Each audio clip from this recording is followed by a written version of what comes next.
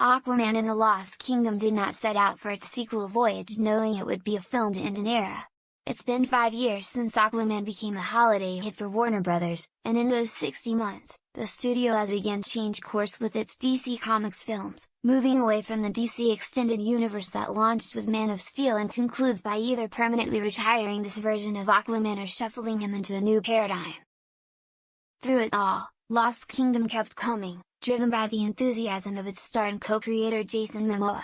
He has a story credit on the film, which was reportedly based on his own pitch, and the filmmaking prowess of James Wan, who's long since proven he can do blockbusters just as well as he can do horror tentpoles.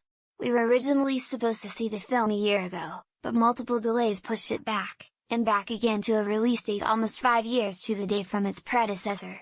As a result, this film felt like one of those franchise projects that was always distant, just out of reach, more idea than movie. Now it's finally here, and it has the bittersweet distinction of being the curtain call of the fictional universe where its title character thrived. Thankfully for all of us, Aquaman and the Lost Kingdom does not ever stop to dwell on the strange set of circumstances surrounding its journey to the screen. It's not interested in the drama, the behind-the-scenes reporting, the potential of a future without Momoa on the throne of Atlantis.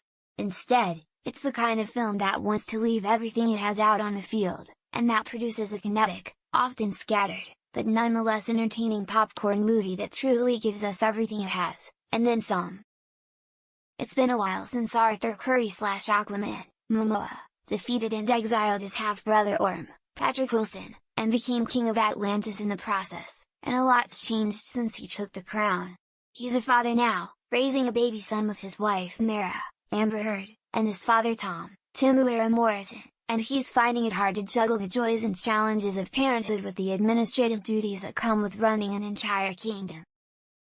Things get harder, of course, when the supervillain known as Black Manta, Yahya Abdul-Mateen II, resurfaces with a frightening, magical new weapon and a plan to defeat Aquaman once and for all, avenging the death of the big bad's father in the first movie. But it's far from a simple revenge plot.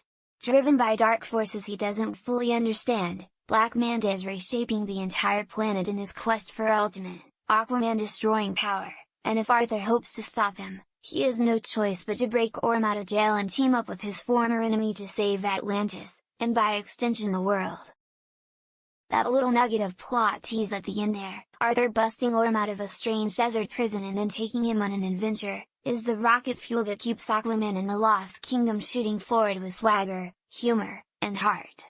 It's not clear who on the story team deserves credit for turning a huge chunk of this film into a buddy road movie about two guys who slowly come to love each other, but it works like gangbusters, thanks in large part to the sheer amount of charm that comes from Momoa and Wilson sharing the screen together.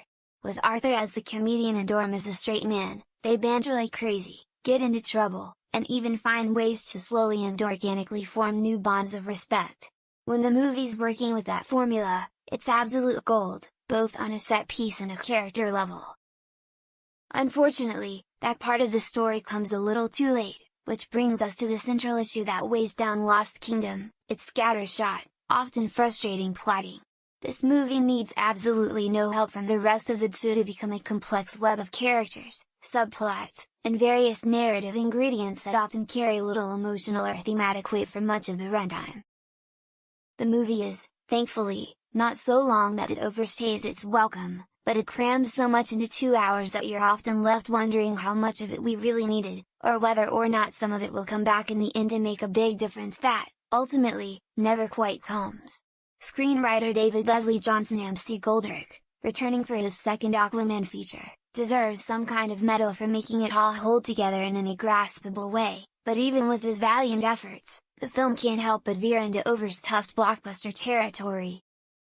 The saving grace, of course, and the film's biggest standout apart from Momoa and Wilson, is James Wan's energetic, kid-in-a-candy-shop direction. This Aquaman has lost none of the sense of bombastic fun that made the first film so memorable.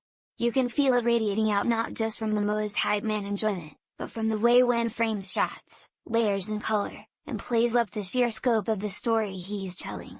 This is a director who firmly believes that if you're making a comic book movie about a guy who hangs out with aquatic creatures, you should absolutely team him up with a sassy octopus and a talking crab, and put him toe-to-toe with an underwater Jabba the Hutt voiced by Martin Short. No, I did not make that up. You should, in other words, have fun. And above all else, Aquaman and the Lost Kingdom is fun.